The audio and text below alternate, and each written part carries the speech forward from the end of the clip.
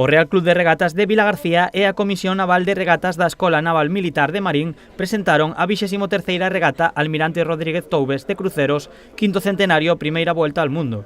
Nesta edición espérase superar os 35 participantes, converténdose na regata máis numerosa da Copa Galicia. Para o Concello vilagarcián, o torneo xa é un éxito.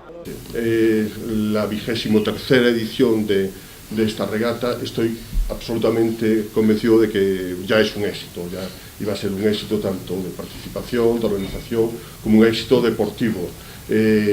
Desearles a todos los participantes que tengan una buena mar y un buen viento.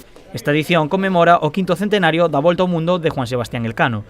Por elo, a Armada entregará un trofeo especial deste aniversario. El vencedor absoluto recibirá el premio Juan Sebastián Elcano, que ven ustedes en esta mesa. Este premio fue presentado el día 29 de marzo en Madrid. Es una serie numerada y es una reproducción de la figura de Juan Sebastián Elcano. A participación nesta ocasión está limitada para os cruceros medidos en sistema ORC, contando por primeira vez coa categoría A2. Os barcos clásicos e de época estarán medidos baixo o sistema IOTA-CH, baixo as normas de clasificación de Agabase. O xefe de Deportes da Xunta en Pontevedra, Daniel Benavides, asegurou que as institucións deben implicarse máis para que estes campeonatos sigan sendo un éxito.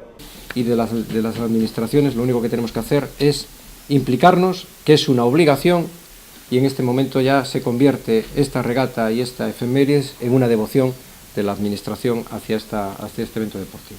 A regata celebrarase a próxima fin de semana.